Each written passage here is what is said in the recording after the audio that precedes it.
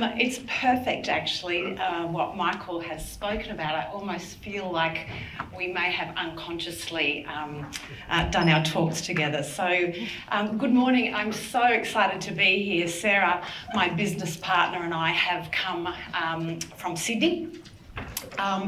We are extremely jet lagged. I'm having breakfast at about 3 o'clock in the morning, and I've been up for a whole block of time in the middle of the night. But we are really excited to be here, and this is our first conference, so thank you very much for inviting us. The story I want to tell about today, if I can get the buzzer to work, is my role. I play two roles. By day, I have a day job, just like most of you in this room. I'm a product coach, and I coach product individuals, I coach product teams, I'm a consultant. I think the Glassdoor survey is very interesting. I'm really excited by that. But I also serve on company boards. I'm a non-executive director, the language in Australia, company director here in the United States, and I serve on two boards. And the story today is about my role as chair of the board of an iconic institution in Australia that is 60 years old, that is trying to figure out how to thrive in a really complex world. So it's a story of a board of directors who realised upon reflection that we were doing and being agile. And I suppose the thesis and the real insight for my story today is the same as Michael. The doing is the doing, but the being is actually what really drives us. I'm going to share in the cone of silence. I'm going to make Choice, the organisation that I serve on the board of, sound like a basket case. But we're not. We are doing okay, but we've got a stack of challenges and problems just like many of you in this room. And I really I want to go deep on that. And it may sound like we're a basket case, but we're kind of doing okay. I also want to make reference to Alan, because the story of being a chair on a board and the success that we've had with our business agility journey can't happen without a CEO. It can't happen without an executive leadership team, in particular a CEO who kind of really believes it, right? It's not an intellectual commitment to agility. It's a deep, profound belief that this could actually do something great for us. So I want to acknowledge Alan. Most of what's in the talk is as a result of myself and Alan, the chair and the CEO, spending oodles of time together trying to figure this thing out. Roughly, I want to talk about whose choice first, because I want to contextualise, particularly for those of you that are not from Australia, which I suspect is most of us, who choice is, what my role is when you serve as a company director on a board, and I want to talk about some of the problems that we've had, and then kind of the stuff that we've done and the journey that we've kind of gone on. And I want you to think about a couple of things as I go through, and I'll get to that in a moment, but there's something around the doing of agility, which we all know. There's something around the being of agility, which I think all of us in this room deeply believe in. But there's a couple of other elements that I've discovered really help us as a board and executive leadership team, and that's around diversity, and it's around power and power structures. And maybe you can think about that as we go through. And I want to leave, hopefully, something for you all. But before I get into the story, some context. Choice is a 60-year-old organisation. We are still around. We are Consumer Reports if you're in America. We are Consentement Bond if you're in the Netherlands. We are Which if you're in the United Kingdom. We are a for-purpose social enterprise. We are a non-profit, but we act as a social enterprise, and I'll come back to that in a minute. But we are a consumer advocate, right? We keep, as we like to say in Australia, we keep the bastards honest. And here's a couple of examples of the sort of programs that we get involved in. We do some kind of fast, high fast campaigns, Kleenex, flushable wipes. Those buggers told us that those things were recyclable, that they weren't going to clog up our toilets, and they were okay for the environment, and they weren't, right? So Choice took them to task. They need to come off the market. Thermomix, who owns a Thermomix $2,000 product from one of my favourite countries? That thing caused second-degree burns in Australia, so Choice took them to task, massive fine. The biggest campaign, so some of those campaigns will take us 2 weeks, 4 weeks, 6 months, 12 months. Some of the campaigns, like Fix the Banks, 20 years we've been at the Australian banks, ending in a royal commission the year before last. The banks in Australia, I suspect, like most of the banks across the world, naughty behaviour, right? Like seriously naughty behaviour. So we get into them, right? So I feel really passionate about this organisation. So we make our money from independent reviews. You want to buy a rice cooker or a washing machine or a fridge, a television, we do product reviews. And that's important because we are being radically disrupted by a lot of the new tech players that are doing something similar. So we advocate, we do reform, and we make our money by selling product reviews. We are, and more context because I think it's important to a lot of us in the audience, we are a non-profit, but we act as a social enterprise. And by that, I mean we love making money. I love making money, right? Because the more money we can make, the more good that we can do for Australian consumers. So whilst we are a non-profit, we're a 14 million USD business, just to give you a size. We are about 120 employees, and we have a company board of directors. There's 9 of us, including myself as chair. We are about impact and value, and I was thinking about, and again to contextualise, because I have a full-time job as a product coach, I'm also a company director. I spend 25 days a year with Choice. Most of you as full-time employees spend 10 to 11 months. If you're in Australia, you get 4 weeks holiday. If you're in Europe, you might get 6. In America, I think you get 2. But the point is, I only spend, as chair, I spend 25 days a year, and these are non-profit days. I don't get paid, right? So that I go to work as the chair of Choice for other reasons. And I was thinking about my why, and my why is because I believe. I believe in what Choice does. I believe that it fights for fair and safe and just markets for Australian consumers. And my metrics, because I don't get paid, my metrics are the impact that Choice creates and the happiness that I feel when I give my 25 days. Other directors, if you're not a chair, you're probably spending about 15 days. And that's important because when you think about what I'm about to tell you about being strategic versus being tactical and operational, we as directors don't have time to get into the detail because we're barely with the organisation at the best of times. Finishing off the size, we have 170,000 members, which is big for Australia. I think Consumer Reports has about 5 million members. If only I had the members of the rioters. Think about what the impact we could create. So that's a bit about the background. Directors, how many of you know the name or some of the directors of your company board in your organisation? Not many, right? So this is another interesting thing about us. We play an incredibly strategic role. We play one of the most important roles. We are the people that are responsible for the strategy of the organisation. We co-create it. Many of you in this room today would be co-creating your strategy with your organisation. But as a director, our role is to oversee the strategy, oversee the financial performance of the business, and we have really serious financial and legal obligations upon us under company law. We've seen a lot of directors in trouble over the decades.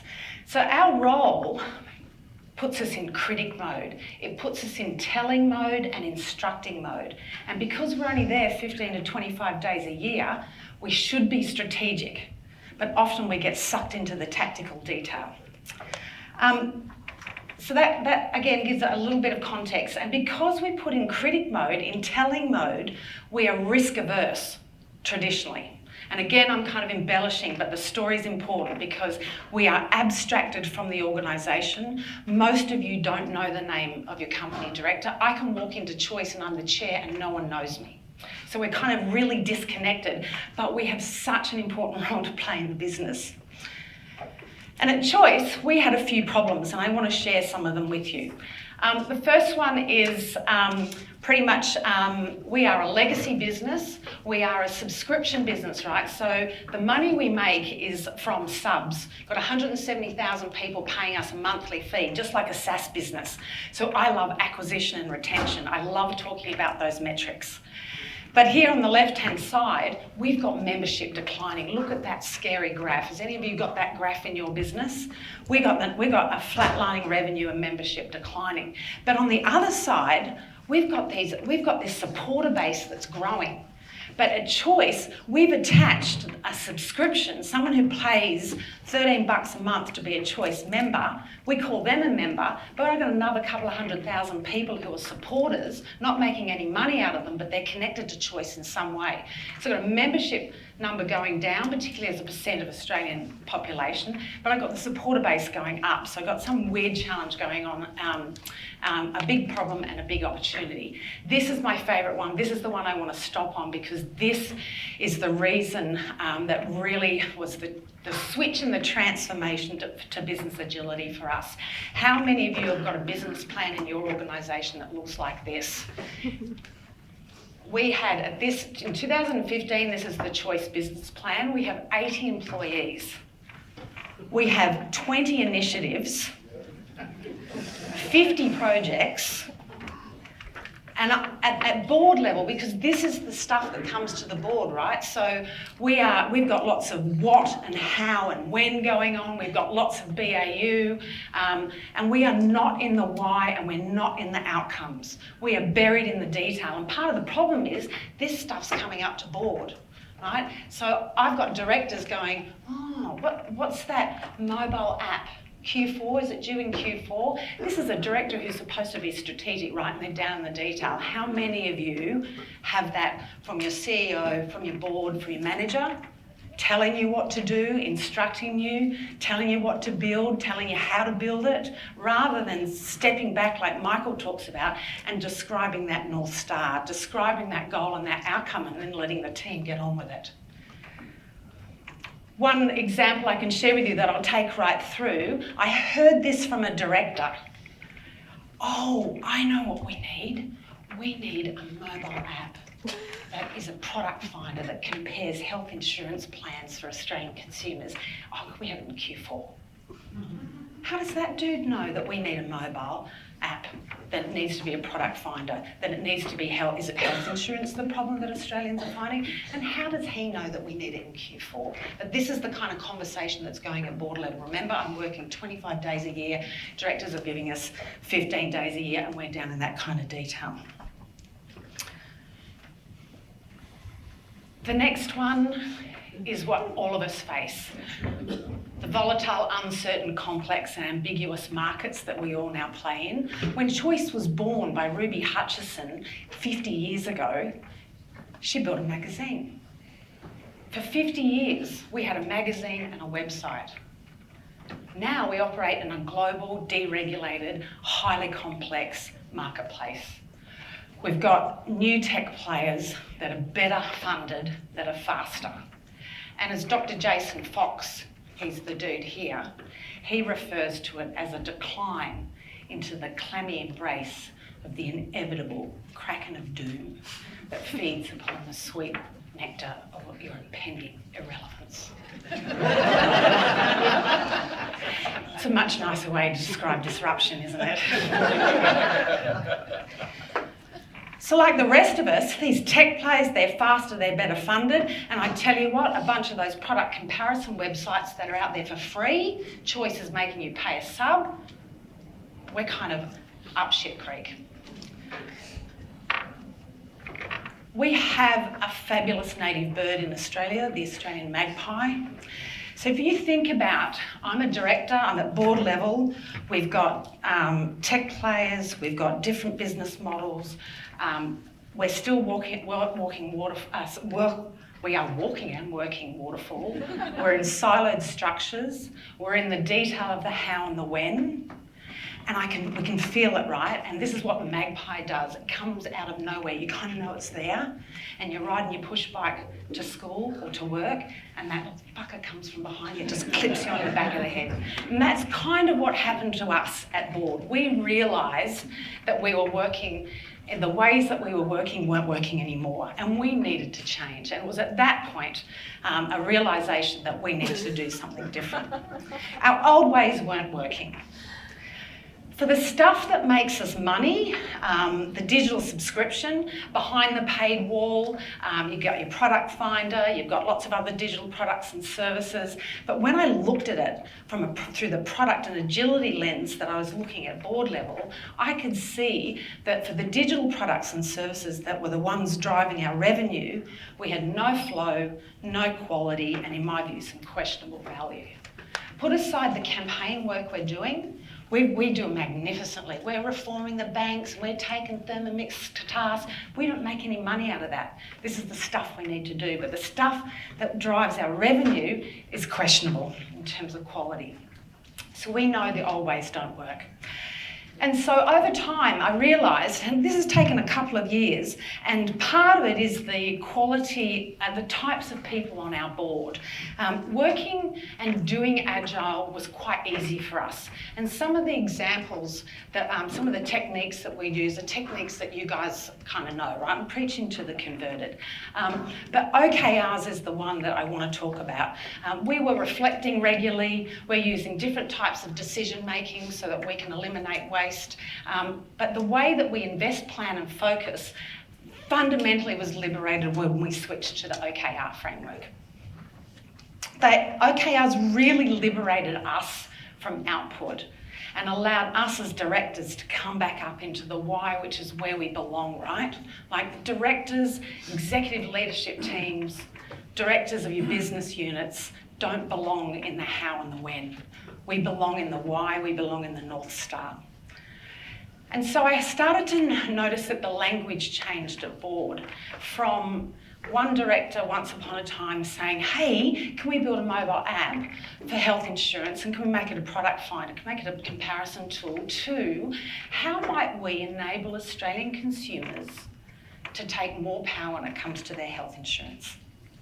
And then give the power to the teams to figure out what are they going to build, how are they going to create it, and when are they going to launch it? That was really important for us. The how, the what, and the when belongs to those closest to the source of the truth, right? And again, you guys know that stuff. But as directors, I'm thinking we're going to abstract back up. And it's not just one director, right? It's all of us. And here's part of the challenge.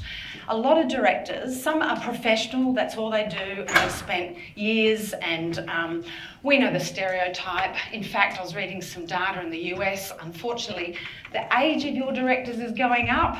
Your average director is 58, it's now become 62. You know what they look like. There's a stereotype. But it's not, they're actually pretty good. It's us younger directors who I do actually think we need more of on boards, but we work full time in organisations, right? So in our day job, we're in the how and the what and the when. And then when I become a director, I need to abstract myself back up to the strategic level, and it's hard to context switch. And I tell you what, when things get scary and when we operate under stress and duress, it's easy to get back into that detail of the how, right? Because it's so much easier than the complexity of the why. So we were doing the doing, and then I looked around the board and I realised, because we were really fundamentally changing, we started making big risky bets. We started experimenting. We started doing some things at Choice we had never done before. And I was trying to figure out, was it the doing of agility that was helping us with this? And I realised when I looked around the board, it was the mindset. And again, to Michael's point, this is the thing that was really enabling us to create the change that we wanted. The being is what will sustain us, right?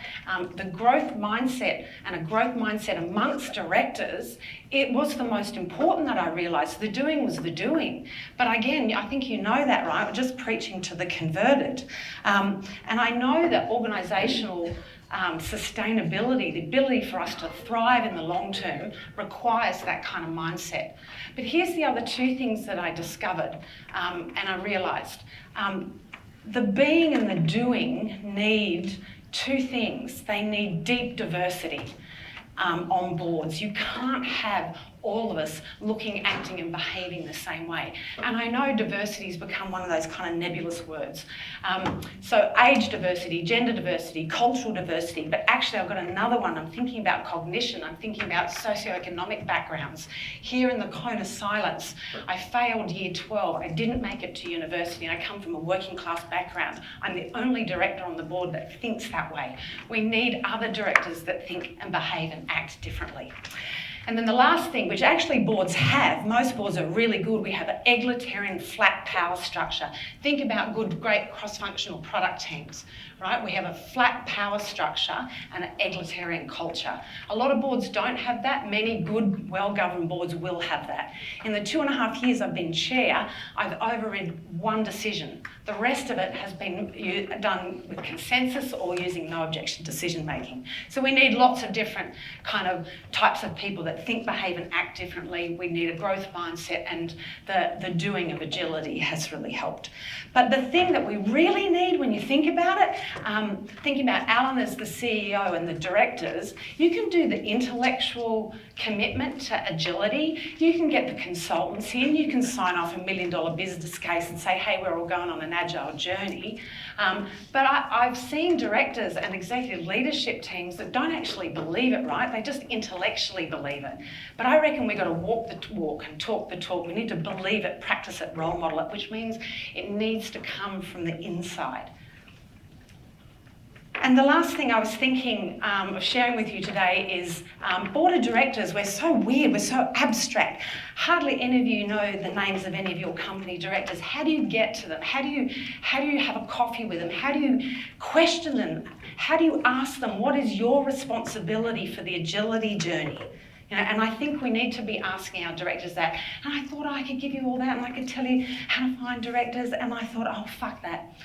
Boards need directors like you. When I think about this audience today and I think about the diversity in the room, I think about how you probably think about power, how you think about diversity, how you think about what's working best in your cross-functional teams. These are the qualities that make great directors.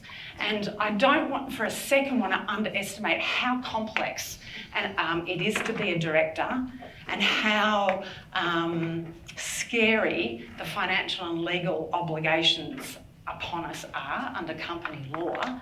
But if any of you in this room have never thought about it, I'd like to leave you with it. I'd like you to think about it.